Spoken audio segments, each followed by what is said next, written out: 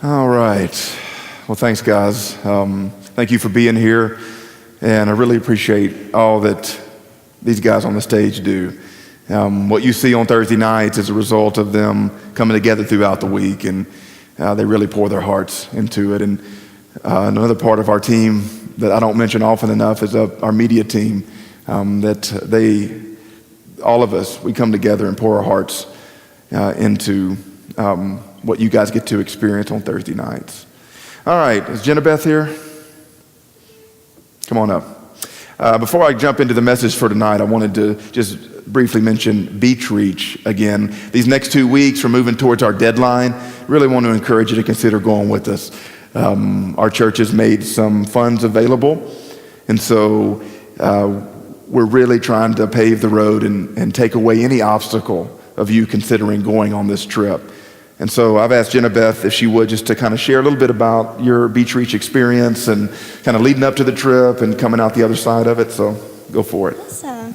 Hey guys, I am Jenna Beth Gunter, and I go to Texas Tech. I went on Beach Reach last year, and last year was my first time, and I heard about it, and I wasn't really sure what to expect, but I had a lot of friends encouraging me to go, so I was like, okay, I'll go on Beach Reach, but I had no idea really what it was about. All I knew was that I was with church friends, and we were going to be going to Panama City, but this year we'll be going to South Padre. Anyway, I got called back saying, okay, well, you're going to Beach Reach, we're going to have some training, and so I was like, training? What is up with this? So I came to a training session, and they're just telling us what to expect and what happens during Beach Reach. In case you don't know, you'll be going to South Padre, and what you're going to be doing is you're going to be like an evangelist. You're going to be sharing the Word of God with college students and people that are there for spring break that have heard of Him and maybe just don't live their life for Him, or maybe they haven't heard of Him at all.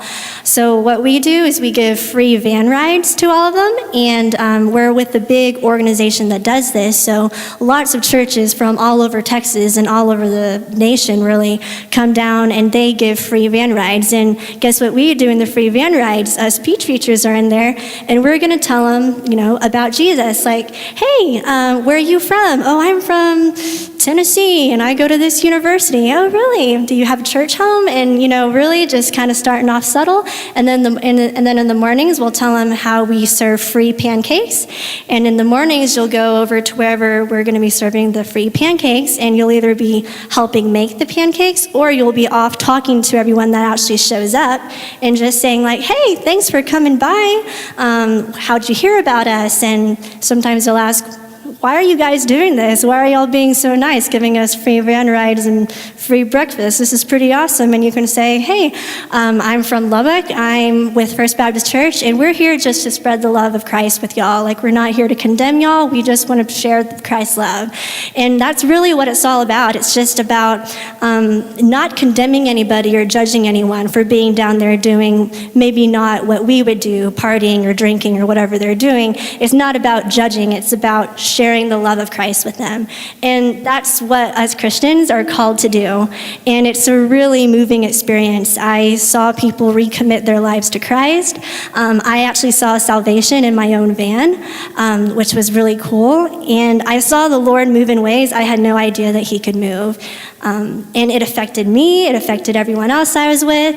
And not only will you become closer to the Lord in a sense, but you're also closer to everyone else that comes with you. We all go there as a team, and it's just amazing how you kind of start off being acquaintances, but by the end of the week, you're so close to each other. And now my closest friends here at First Baptist, a lot of them are the ones that I met going on Beach Reach. So if you're worried about money, they have scholarships available for you guys. But if you aren't sure how to spend your spring break, I would really encourage going to Beach Reach because it's a life-changing experience. You'll become closer to the Lord, hopefully. You'll see other people get influenced by Him as well, and hopefully you'll become closer to people here at First Baptist too. So you should go. Great job, Jenna Beth. Thank you. Yeah, it's mission trips change lives, and it's always the same for me. I've gone all over the world on mission trips, taking college students all over the place. And it's always the same when you come back, and it's, man, God spoke to me more than He spoke through me.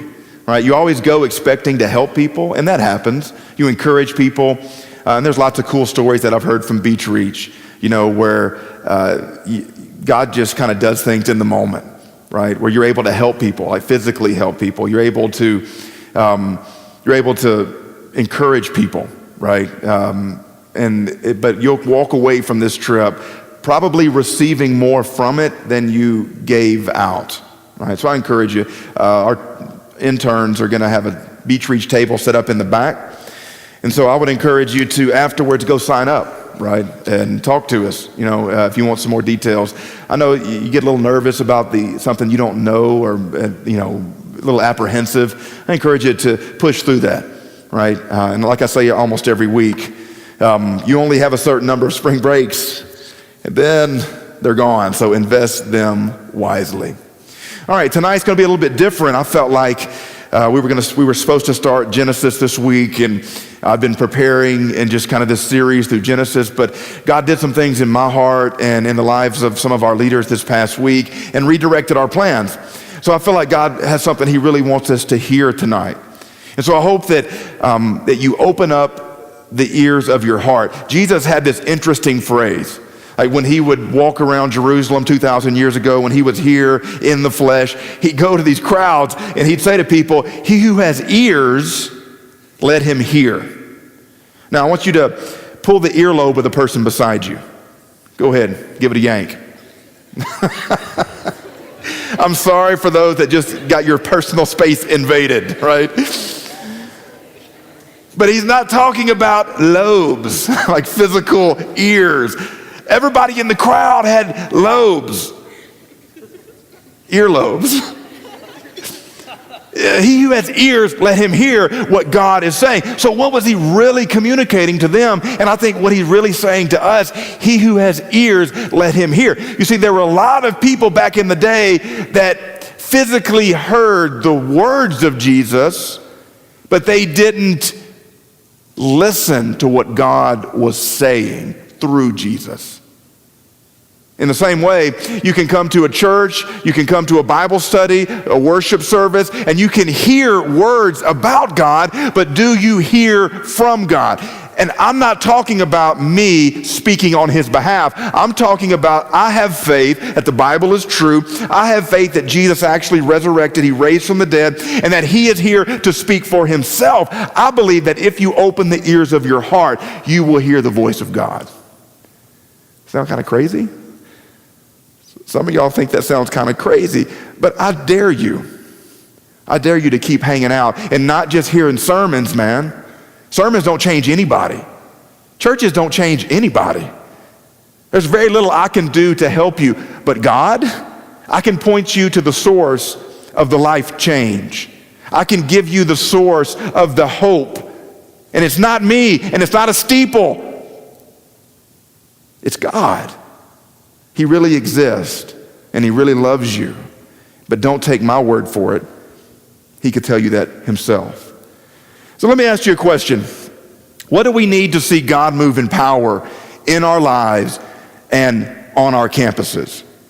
Think about that for just a second. What do we need to see God move in power in our lives and on our campuses, in our communities? Because I don't know about you, but I get sometimes weary of hearing stories about what God is doing in other places. I am thrilled that God is moving in China.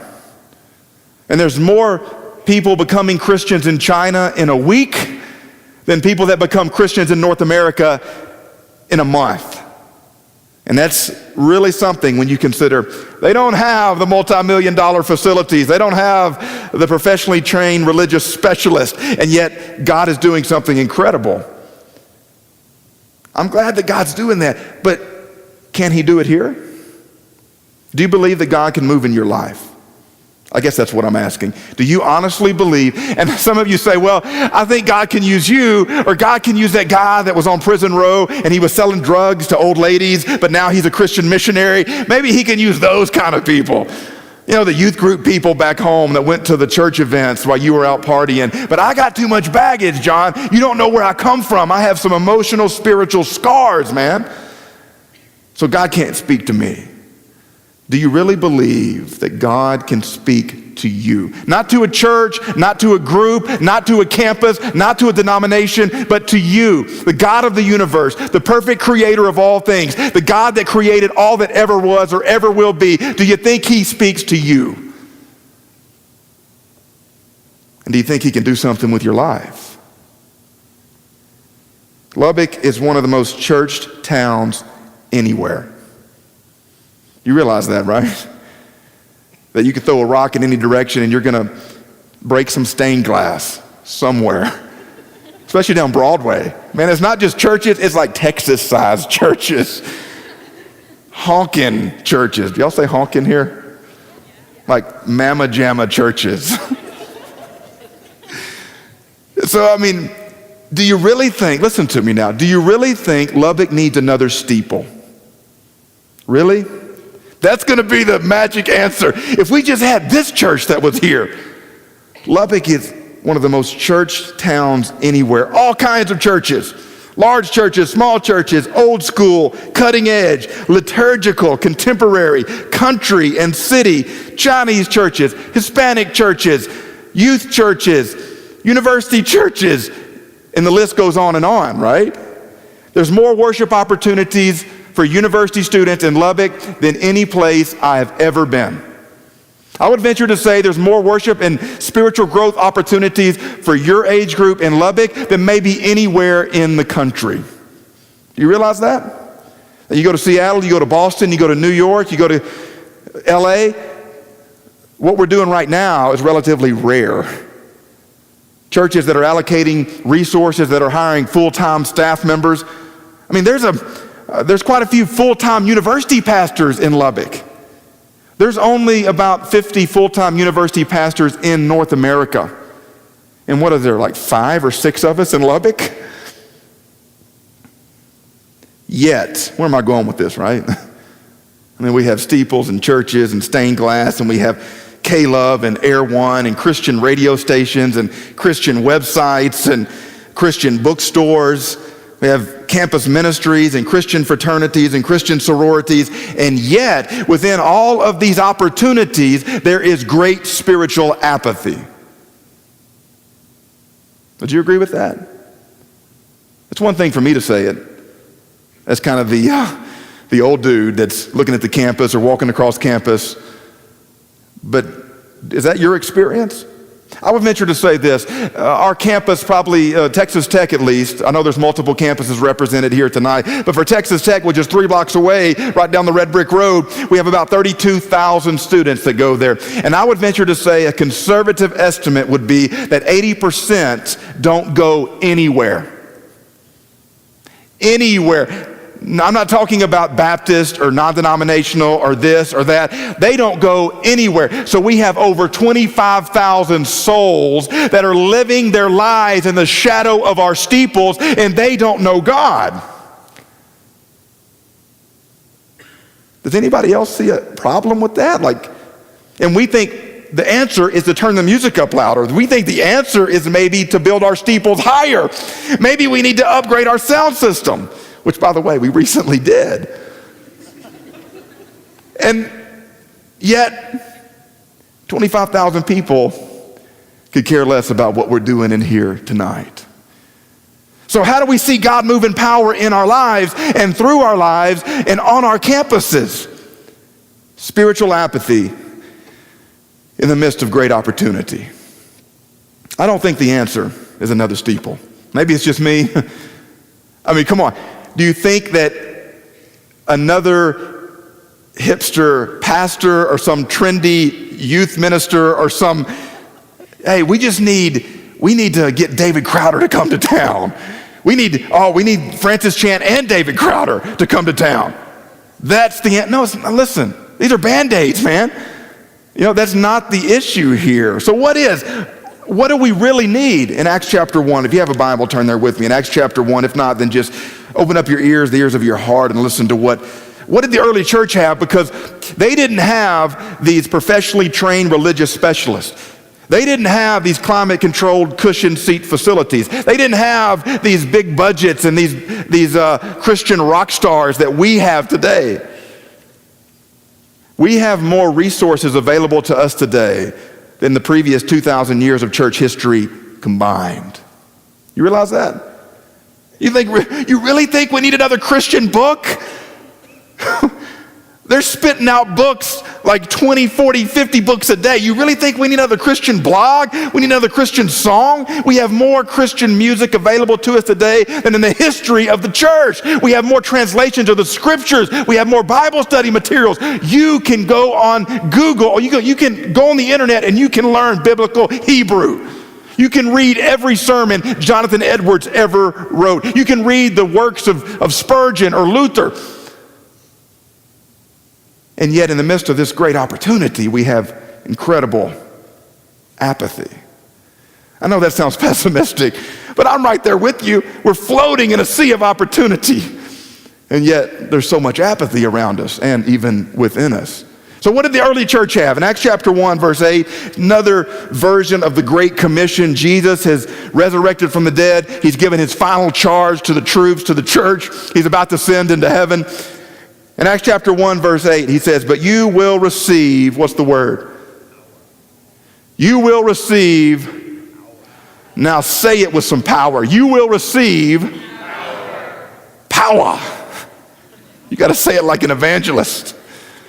You will receive power. Thank you, Casey. I mean, how are you going to experience power if you can't say it with some power? Maybe that's the first step.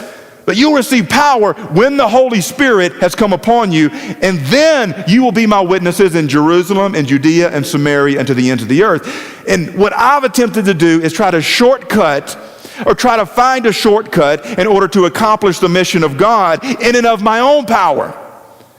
So we use our human creativity and we use our human resources in order to reach our generation or to reach our campus, and yet it's not working.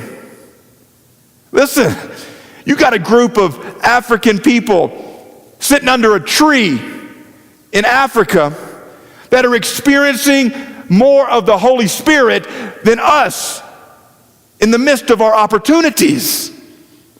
In our multi-million-dollar facilities, some of the best worship music you're going to find anywhere. Some of the best media ministry you're going to find anywhere. The best sound system and the best, we're in our climate-controlled facilities with our media and our professionally trained communicators and specialists. And yet nobody really cares. I mean, is that just me? I mean, are you feeling me? Are you with me? And yet I've been to Haiti, and we're sitting under a blue, ripped Samaritan purse tarp, and they are broken by the presence of God. And there is no sound system. There is no seminary-trained professional specialist. They're illiterate. And yet the Spirit of God is so strong in them and through them. So what is the issue here? The early church had the power of God. And let me tell you something, students. There is no substitute for that. I don't care what kind of publicity you have. I don't care what kind of, knock it out of the park media or music. I don't care what kind of entertaining, relevant, trendy communicator, minister that you have. There is no substitute for the power of God. Because it's only the power of God that can change a heart. It's only the power of God that can save a soul. No communicator, no church, no media can reach below the surface of your life. Only God can do that. So we're surrounded with opportunity, and yet there's so much apathy. You would think that this would be the place where the spiritual sparks would fly the most, right? In our human mind, you think that Lubbock, with all of its churches and all of its resources, this would be the spiritual bonfire. And yet the irony is, you have 25,000 souls living their lives in the shadow of our steeples that aren't sensing the power of God. They hear our political statements. We're going to boycott this company. We're going to rally behind this politician. They hear our political statements, but they don't sense the power of God in our lives. That's what made the early church effective, y'all. It wasn't that they had political favor. It was they had the power of God upon their lives. This is first century Middle East here. This is not Rome. This is not some metropolis here where it's not the center of the cultural world of the day. These are regular, ordinary, untrained, uneducated people that God used to change the planet, y'all. Broken people just like us that had the power of God on their life. We attempt to find a substitute for the power of God. We create an atmosphere that's conducive for an emotional experience. And so this is what we get, is we get a superficial spirituality of an empty emotionalism that attracts religious thrill seekers looking for their next adrenaline rush. And so you're connected to a personality. I like how he preaches. I like the music. I like the vibe. I like how I feel. And so your spiritual life, rather than being directly connected to the power of God, which is where ultimate and lasting change comes from, is connected to a flawed, broken personality. And so people come into our ministries or they come up against our life and they see a Christian t-shirt and they come up against a personality or a church program rather than the power of God. That's what changes lives. That's what changed my life. That's what the early church had. 1 Corinthians 4:20, for the kingdom of God is not a matter of talk, but of power. Listen to me, students. Innovation and creativity and energy and excellent music and entertaining talks are poor substitute for the presence of God. We can make it happen, right? You want us to make it happen? Me and the band, we can get together, we can work with the media team, and we can make you feel something. I'm not against emotions. As a matter of fact, I'm emotional right now. I can make you feel something. I can manipulate your emotions, right? And you can get down to the altar. You don't even know why you're down here, right? You're crying. Why are you crying? I don't know, man. I love my grandma. I was like, it's the end of January, man. I'm gonna miss January. It's like, it's almost over. I was like, that's not God. I mean, you have this youth camp, the last night of youth camp moment where it's more social than it is spiritual. It's more personality driven, right, than it is God driven. But after it's over, there's no lasting change. That's the problem, right? Because once you get out of this environment that we've created, once you're no longer connected to the energy of the personality, once you're not a part of that whatever program or worship, once you step back out, now all of a sudden you're on your own again, and you don't have the power of God to fight the battles that you're going to face throughout the week. And that's the beauty of the power of God, is it never leaves you, right? You don't come into the sanctuary, right? It comes into you. And you take it with you wherever you go. What happens when we encounter God? 1 Corinthians 14:25 says, when people walked into that church in Corinth, which was a messed up church, by the way. That's a whole other story for another day. But there's nothing new under the sun. I mean, there was some Jerry Springer stuff going on in the church in Corinth. And in the midst of their brokenness, though, the Spirit of God was right in the middle of the messiness of real life, bad decisions and regrets.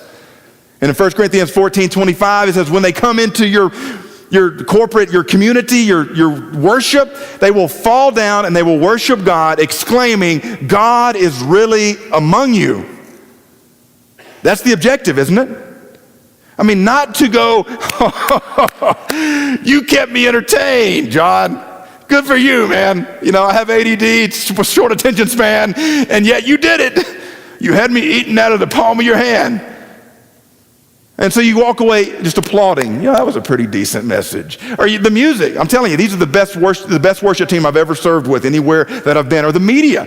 The best media team I've ever served with anywhere that I've been. You walk away, woo-hoo, that was good, y'all. You know what you've been to? You've been to a concert. You haven't been to church. You've been to a motivational self-help therapy session. You haven't been to church. When you really encounter God, and in the Bible, when people encounter the presence of God, It sucks the lungs from it, not the lungs. There they are. God showed up. Now I'm dead. It sucks the air from your lungs.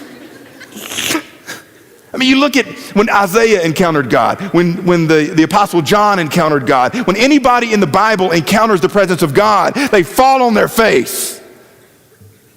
And there's incredible brokenness and repentance. I'm unworthy, right? And then God comes in with his grace and with his mercy, and he lifts us up from our unworthiness. He lifts us up from our brokenness, and he gives salvation and healing and hope, and the light shines into the darkness. That's what happens when God shows up. It's not like a tennis match. Well done. Where's the Earl Grey? No, that's not what happens when God shows up. When God shows up, lives are changed. Period. If lives aren't being changed, then maybe it's not God you're encountering. Maybe it's a personality, a speech, a song, an environment that man has created. And so how do we get what they had? I guess that's the answer. I guess that's the question ultimately. Was it a special thing just for them? It can't be, y'all. It can't be, because it's still happening. Right? It's still happening. It may not be happening right here, right now, in this moment, as far as the fire of God falling and the wind blowing and the wall shaking, what happened in the day of Pentecost in Acts chapter 2. It may not have happened in your hometown or whatever church tradition that you're from, but it's happening.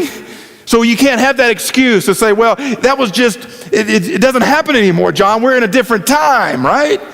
It's happening in South America. It's happening in some inner cities. It's happening in China. It's happening today in other places, and it can happen here. But the irony is this, is that the places that have the most religious resources find the hardest time experiencing God on that heart level. We get desensitized to it. It's cultural Christianity. It's Bible Belt religiosity. And sometimes when there's not a real physical need, we have a hard time admitting our spiritual need. In Acts chapter 1, verse 14 says, those all with one mind were continually devoting themselves to prayer. Say prayer. Not very exciting, is it? That's not very cutting edge. And the way that Paul wrote that, the way that Luke wrote that is, it's a continual and repeated action. So they were in the upper room for 10 days hanging out, and they had things to do. There was doubt in their mind. Don't over-spiritualize these people that were in the upper room waiting on the power of God. What if they had bailed out at day 7? What if day 9, they're like, I'm done, man. This is wasting my time. I'm tired of praying. I'm tired of waiting. I got stuff to do, places to go, people to see. I'm going to go live a productive life. What if they had left at day 9? What if they had tossed in the towel that day, that 10th morning? But they persevered in prayer. And a part of prayer was worship. A part of prayer was preaching and teaching. A part of prayer was listening. A part of prayer was talking. And then the fire of God fell. Acts chapter 2, verse 1. The spark of God came upon their lives, and it busted out of the upper room.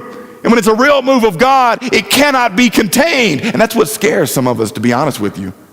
Because what if it actually did happen? What if God actually did show up? It cannot be contained, and it cannot be controlled. And that's what scares some of us.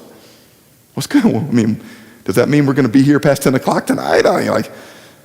What does that really mean? Does that mean that people are going to be brim flopping down front? I don't know. What does that mean, right?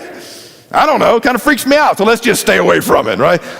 Well, it's better to be safe than sorry, you know what I'm saying? So let's just steer clear of the burning bush. Anything that has to do with spiritual fire. I'll just hear the stories about it. Take your word for it. No. They didn't just observe the fire, they experienced the fire. They weren't just like, kumbaya, my Lord. Pat, where's the graham crackers and the marshmallows? Making s'mores. They experienced the fire of God. The flame of God came into them, and that was the Holy Spirit. You will receive what? Thank you. Yes, power. When the Holy Spirit has come upon you, that's what happened in Acts chapter 2, verse 1. And then that flame, it could not be contained or controlled, and it spread beyond the borders of their life, spilled out into the street, and ended up changing the world as we know it.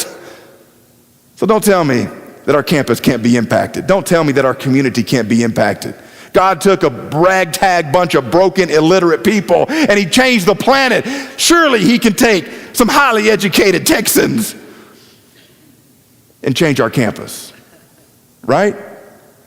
Surely he could. Look at all that we have, man. They didn't have none of this. They didn't have all of these cool toys in the church to use. Surely in the midst of all of our opportunity, we can see God do something supernatural. They were praying, and they persevered in their prayers. In James chapter 5, verse 17 says, Elijah was a human being like us, and yet he prayed earnestly that it would not rain, and there was no rain on the land for 3 years. And the literal translation is, he prayed with prayer. It indicates perseverance, it indicates intensity. It's not just, now I lay me down to sleep, I pray the Lord my soul to keep. God is great, God is good, and we thank him for this food. By his hands we are fed. Give us, Lord, our daily bread. Our Father, who art in heaven, hallowed be thy name. Thy kingdom come, thy will be done. It's not just regurgitating these memorized words. Out of the overflow of the heart, the mouth speaks, right? He prayed with prayer. And then to end the drought, he goes and he prays, and it didn't happen on the first time. This is Elijah. This is like the Chuck Norris of the Old Testament. This is Elijah, called fire down from heaven, consumed everything. Right? He prayed once, not a cloud in the sky. Prayed twice. He sends his servant to go look. He's got his face on the ground. Lord, send rain.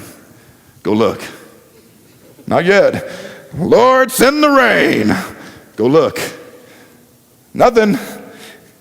7 times, man. Can you imagine if he had said, you know what, this is getting embarrassing, right? About the 5th time, his servant's like, come on, man. Seriously? I'm embarrassed for you, Elijah. But the 7th time, you remember what he saw? Go look. 7th time, God, send the rain, bring the rain. It wasn't like a shubaka. It wasn't like booyah, thunder and lightning and hurricane force winds. No, it was like, his servant came back and said, it's a little bitty cloud up in the sky. And Elijah got up, dusted off his knees, and said, the rain's on the way. And the rain came, man. And it poured. But it started with a guy that refused to give up. Jesus said that he used a parable to teach on prayer. He said, don't give up. Don't give up. You got to push through. You got to keep knocking on the door. Keep knocking in your perseverance. And it's not that God doesn't hear us. It's not that God's behind the door saying, I'm going to make them wait. I'll show them. Let's see how serious they really are. No, it's this. It's that in the process of seeking, in the process of searching and wrestling in prayer, we are changed. You get that, right? It's not that we're changing God, even though I believe that we have an active part to pray for things to happen in the world and in people's lives. And yet this, though, we find that it's the process of prayer that changes our hearts. And so that's why God is allowing us to wait, to persevere, to wrestle in prayer. When a couple of struggling Salvation Army officers wrote to William Booth, telling him they tried every way to get a move of God and they had failed, he sent this short reply. Try tears, he said. They did and had revival. In Psalm 126, the psalmist says, those who sow in tears will reap with songs of joy. Those who go out weeping, carrying seed to sow, will return with songs of joy, carrying the sheaves with them. This is heartfelt prayer. This is not ritualized prayer. This is us as desperate people.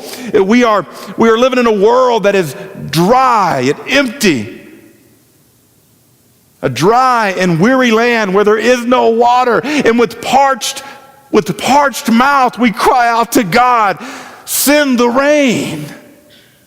God, we're desperate. I'm desperate. Send the rain upon the dryness of my soul. Send the rain. You see the bad decisions and the destructive habits that are around you and even within you. And you say, God, we need you. We can't do it on our own. I've been to church, and church is a Band-Aid for a spiritual cancer. Church is not the answer, even though hopefully in church you encounter the answer. Jesus, the Holy Spirit. Heartfelt prayer. A guy by the name of Leonard Ravenhill says this: who will deny himself good food or good company or good rest, that hell may gaze upon him wrestling and embarrassing demons and liberating the captives and depopulating hell and leaving in answer to his prayers a stream of blood-washed souls. This is not very exciting, right? The call to pray. But it is the answer, because it brings God. It does what no sermon can do. It does what no song can do. And I'm here to tell you, as one who's been to a ton of conferences, and I still go to them, they're good. We're going to Passion next month. I think it's a great thing. But what I don't want to do is create the false hope that you're going to find the answer in me.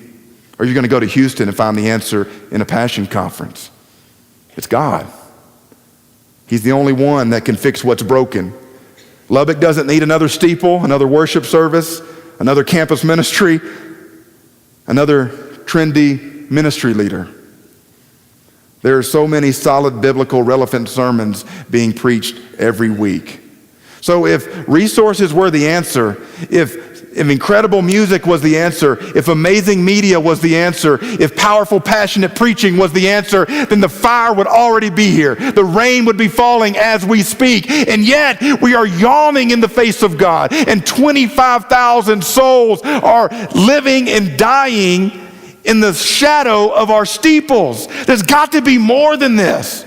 So the answer is not cranking up our music louder, or the answer is not me trying to work something up and trying to be more energetic or relevant or funny. The answer is not another Christian anything. The answer is God.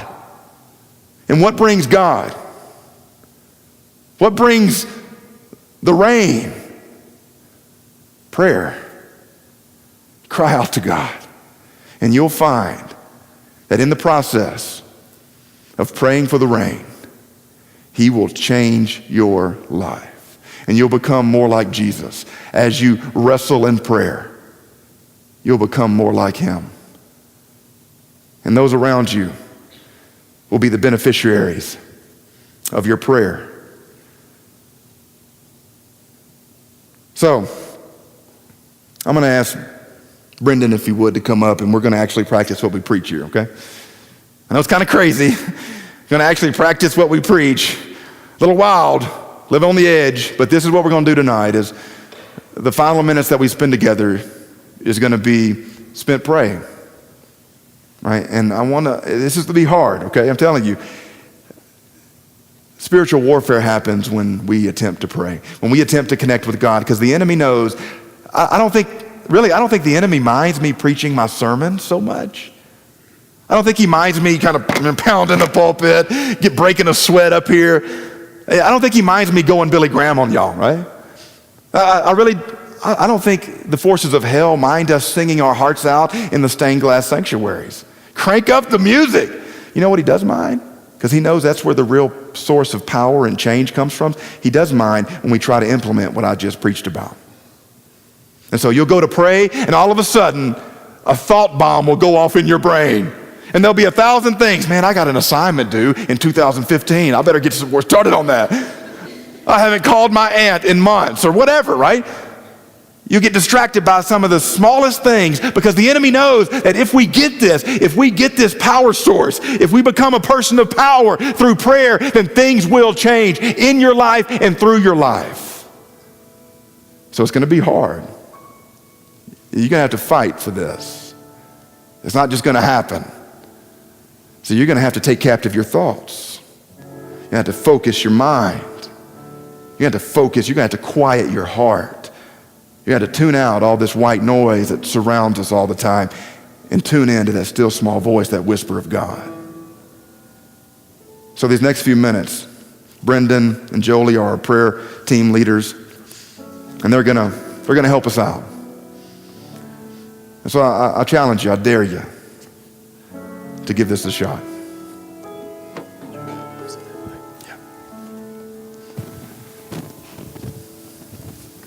Is this thing on? Yeah? Okay, cool. Hey guys, I'm Brendan. This is Jolie. Like John said, we're part of, actually, let's go down here. I don't like being up on stage. Like John was saying, we do lead Boiler Room, but we're just like y'all.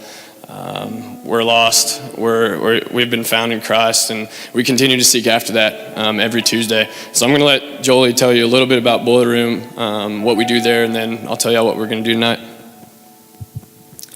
Okay, like you said, I'm Jolie. Basically, Boiler Room, it happens on Tuesday nights in the GMC, which is literally right across the parking lot, across from Fuzzy's. 8 o'clock, basically we get together and we talk it out sometimes, and sometimes we just pray. And you have to believe in the power of your prayers. And you have to believe that the words that you can't physically say, but what you feel in your heart, God hears that. And right now, what we're going to do is what we do every week at Boiler Room, what we've done every week at Boiler Room this semester, last semester, years before that. But we'd love to see y'all there. And so guys, what we're going to do right now, we're just going to pray. We're just going to take the next couple minutes and pray. We're going to have our leaders around the side, in the back. If y'all need someone to pray with, they will be there for you. If y'all just want to pray individually, you can do that. Or if you want to pray with a group of people, do that. Whatever you feel called to do. Johnny's going to play the piano for us, and we're just going to pray. We're going to take this time, and then we'll come back up, we'll close this, and we'll keep going. Okay, so just take this time, seek Him. I mean, be sincere, be vulnerable. If there's stuff going on, let someone know about it. Don't just close it up inside. I know I do that myself. I'm sure Jolie would tell you the same. Let it out, because God knows. So let others know.